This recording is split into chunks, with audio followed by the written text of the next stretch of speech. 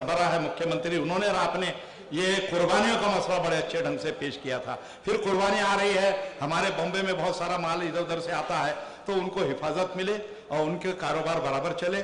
और मुझे लगता है कि आपके जैसे यंगस्टर्स और जो जो जज्बा रखते हैं, उसके लिए मुझे लगता है कि आप कौम की रहनुमाई सही ढंग से कर रहे हैं। उसके लिए आपको शाबाशी देना चाहिए, आपका शुक्रिया अदा करना चाहिए। ज़्यादा वक्त नहीं लेते हुए आपसे मैं विनती करूँगा कि अपने ख्यालात का इजहार करें। बहुत बहुत शुक्रिया। अस्सलाम वालेकुम। ऑल इंडिया जमात कुरैश की आज 88th नेशनल कॉन्फ्रेंस में उपस्थित हमारे और आपके सदर सिराजुद्दीन कुरैशी साहब, member of parliament Fazlur Rahman साहब, हाजी यासीन कुरैशी साहब, नसीब इंसाफ साहब, हाजी बशीर साहब, मुंबई के मेरे ख्याल से प्रेसिडेंट हैं, गुलरेज कुरैशी जी, असलम कुरैशी जी, वकील कुरैशी जी, अनिश कुरैशी जी, इमरान बाबू कुरैशी जी, साजिद सुलेमान साहब, बहुत से नाम हैं। बाकी सबको बहुत बहुत आदर और सम्मान के साथ। बहरहाल अभी आपने भुजबल साहब को सुन ही रहे थे। भुजबल साहब ने एक बात अच्छी कही कि सफ में बैठा हुआ आखिरी इंसान तक का मदद और ताकत पहुंचनी चाहिए। तो पूरी ज़िंदगी यही कोशिश रहा कि जिसका फ़ोन या एसएमएस आया उसके लिए फ़ोन या एसएमएस कर दूं, शायद उसका काम हो जाए। उसी में से शायद एक आप थे जिसका काम हो गया। इंसान ने कोशिश करना चाहिए। और जब मैं छोटा था तो कुरैश या कुरैशी बोले तो सिर्फ ज़बह करने वाले, कुर्बानी करने वाले, दुकान चलाने वाले, ज़्यादातर एक 40 साल पहले परसेप्शन ये था। लेकिन आज मुझे इस बात की खुशी है कि कौम तरबियत पा रही है, बच्चे तरबियत पा रहे हैं। और मेरे ख्याल से बहुत सारे बच्चों का आज आप सत्कार करने वाले हैं। तो तमाम बैठे हुए स्टेज और मेरी तरफ से उन तमाम बच्चों का मैं दिल की गहराइयों से बहुत बहुत मुबारकबाद देता हूँ। जब सब पढ़ लिख जाएंगे, अच्छे ओहदे पे पहुंच जाएंगे, तब समझदारी जो है वो खुद आ जाएगी। वरना आज की तारीख में तो मुझे पता है ये वकील और यहाँ पे गुलरेज होंगे, उनको मैं कह रहा था कि खामोशी अख्तियार करो, काम करना है तो हमें बिजनेस करना है। हमें मोबाइल पे स्टेटस भेजना है या मोबाइल पे वीडियो घुमाना, हम ये कर रहे हैं वो कर रहे हैं, वो नहीं। हमारा माल मुंबई शहर में पहुंचना चाहिए, हमारा माल महाराष्ट्र में आना चाहिए और सही तरीके से कायदे के हिसाब से उसकी सेल होना चाहिए, कुर्बानी होना चाहिए, ताकि हमारे जो व्यापारी आते हैं उम्मीदों के साथ आते हैं। साल भर जो है मेहनत करके या तो जानवर पालते हैं, बड़ा करते हैं, या तो साल भर रुकते हैं, साल भर की आमदनी जमा करके माल खरीदते, माल खरीद के आते हैं। और आते समय अगर कोई घटना हो जाए या कुछ नुकसान हो जाए तो पूरा साल उस इंसान का, उसका पूरा साल, सिर्फ उस इंसान का नहीं तो पूरा घर जो है वो डिस्टर्ब हो जाता है। और वक्त ऐसा आ गया है कि एकदम लकीर ही खींच दी है। पहले छुप के खींची थी, अब खुल के खींच दी है। खुल के खींच दी है कि किसी भी मुसलमान नुमाइंदे को ना तो टिकट दी जाएगी, ना तो मंत्री बनाया जाएगा, ना किसी ओहदे पे रह जाएगा। सबसे जोरदार चाटा डेमोक्रेसी में, जो दुनिया की सबसे बड़ी डेमोक्रेसी मानी जाती है। आपको बता दूं कि हिंदुस्तान की तादाद को देखते हुए, देश को देखते हुए, अमेरिका भी ये कहता है कि इस विश्व की सबसे बड़ी डेमोक्रेसी जो है वो हमारा देश में है।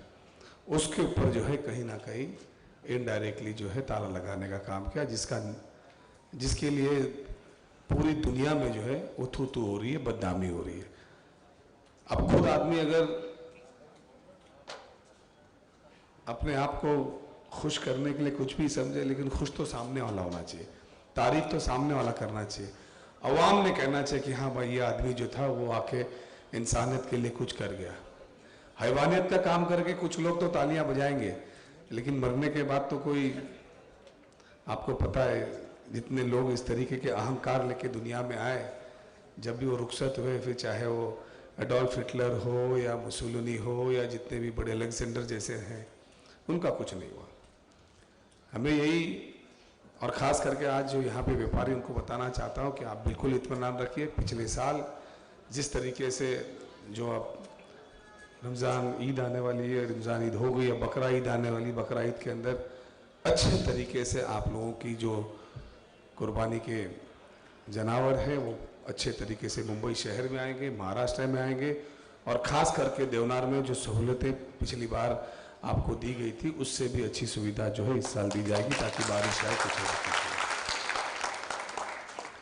बहुत से मसले आए ईद के दिन भी। मेरे ख्याल से ये वकील और गुलरेज ने मुझे तो नमाज के बाद में सेवैयाँ खाने नहीं दिया। उनको मैंने यही कहा था कि आप इत्मीनान रखिए, खाली लोग कुछ भी कहें, आप अपना काम करते जाइए, आपको जवाब देने की जरूरत नहीं। कई बार जवाब जो है वो इस तरीके से दिया जाता है कि बहुत दूर तक उसकी आवाज़ आती है।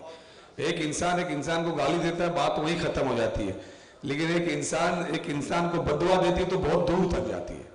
तो कई चीज़ें ऐसी है कि हम खामोशी से कर सकते हैं, अपना काम हो जाएगा। और अगर वो तो चाहते हैं कि हम कुछ बोलें और वो कुछ बोलें, ऐसे लोग डिबेट में आके बैठते हैं जिनको मेरे ख्याल से उनके घर के, उनके रिश्तेदार नहीं पहचानते होंगे। इतने सही तरीके से आप लोग देख सकते हैं कि टेलीविजन में जो डिबेट्स होती है, डिबेट्स के अंदर जो लोग आके बैठते हैं वो ऐसे लोग ऐसे जैकेट पहन के आते हैं। मेरे ख्याल से उनके खानदान में से जैकेट किसी ने पहनी नहीं होगी। अचानक से उनको पुलिस प्रोटेक्शन मिल जाता है, जैकेट हो जाता है, और इसी तरीके से बातें करते हैं ताकि उसका रिएक्शन जो है वो बेचारे बाकी के जो हमारे कमजोर भाई हैं जिन्होंने पढ़ाई लिखाई नहीं की, उनके दिमाग में अलग तरीके से बैठे। कुछ चीजें ऐसे हैं जो 500-1000 साल पहले की ढूंढ निकालते हैं, और कुछ चीजें ऐसे हैं जो इस देश के अंदर इतनी बड़ी घटना हुई वो आज तक पता नहीं चलती है। कई जवानों शहादत हो जाती है, उसके बारे में पता नहीं चलता, लेकिन 500-1000 साल पहले की सबूतें ढूंढ लाते हैं। ये किस तरीके ले जाते हैं? ये इस तरीके से जो है अभी दानेश्वरी का काम है। आने वाले दिनों में दानेश्वर बनना पड़ेगा, होशमंदी से काम करना पड़ेगा, और जवाब देने के लिए सरकार है ना, सरकार को रहने दो। अभी बहुत से लोगों ने आवाज उठाई थी, पता चल रहा है उनका। इनकी 2 दिन की चांदनी है, इनको उसी में खुश रहने दो। जो लोग आज की तारीख में एकदम निकम्मे हो जाते हैं, जिनका कोई पूछने वाला नहीं रहता, तो वो ऐसे इशू उठाते हैं जिसके जैसे प्रेस में अपना नाम चलते रहे, अपनी दुकान चलते रहे, लोग उन्हें पहचानते रहे। एक होता है जो ब्रांड होता है, जो अपना काम करते रहता है, लोग उसको जानते रहते हैं। तो अभी हम और हमारे समाज को चुनना है कि हम में से ये 2 दिन की चांदनी वाले के साथ चलना है समाज में, कि अब पारंपरिक अच्छे तरीके से आगे चलना है। भुजबल साहब तो बहुत कुछ बोल सकते हैं, लेकिन मैं आप ही के कौम का, इसलिए मैं थोड़ा सा समझाने की कोशिश कर रहा हूं जो आप समझ लो। माइक पे बोलूंगा तो बहुत दूर तक मेरी भी बात जाएगी। तो मुझे तो लगता है कि आज हमारी बच्ची पायलट बनी है, किसी ने अपना डिग्री लिया है, कोई लॉयर बनता है, हमारा भी सीना फूल जाता है। जैसे आप लोग का भी सीना फूलता है कि हमारा कोई मंत्री हमारे लिए बोलता है, उसी तरीके से जब हम जाते हैं किसी बच्ची को देखते हैं, किसी बच्चे को देखते हैं कि भाई बहुत ही अच्छा परफॉर्मेंस करता है, हमको भी खुश लगता है कि चलो वो कौम जो पहले पढ़ाई में लिखाई में पीछे थी, आज वो आगे आ रही, इसी में आगे आई है। दुनिया के अंदर सबसे पवित्र और सबसे आदर अगर किसी को मिलता है तो वो मिलता है तरबियत को, एजुकेशन को।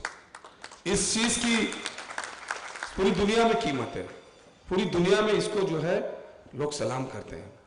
आप पैसे वाले होंगे तो शायद आप दूसरे इसमें जाएं, लेकिन आपके पास तरबियत रहेगी, आपका नॉलेज रहेगा, आपका एजुकेशन रहेगा, हर देश के कोने में, दुनिया के कोने में आपको मान सम्मान इज्जत मिलेगी आपको, और उससे ज्यादा कुछ होता नहीं है।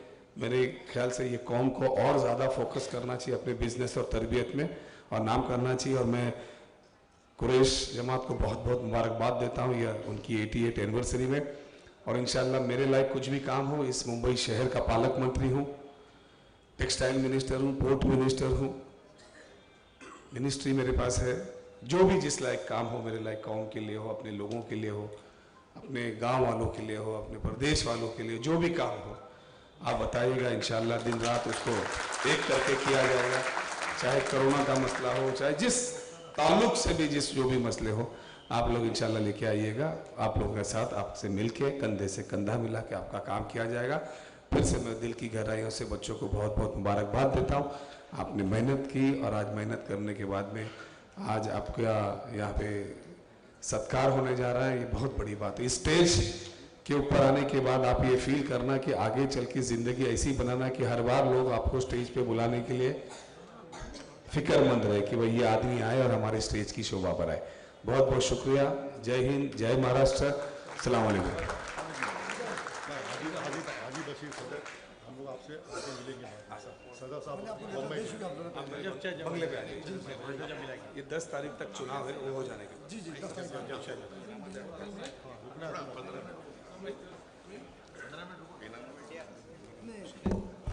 अभी तमाम अहबाब से दरख्वास्त है क्या नमाज का वक्त होगा, नमाज पढ़िए, नमाज पढ़ के इंशाल्लाह फिर यहाँ पर नसीहत शामिल होगी और इंशाल्लाह सिराज साहब का खुतबा 9 बजे होगा।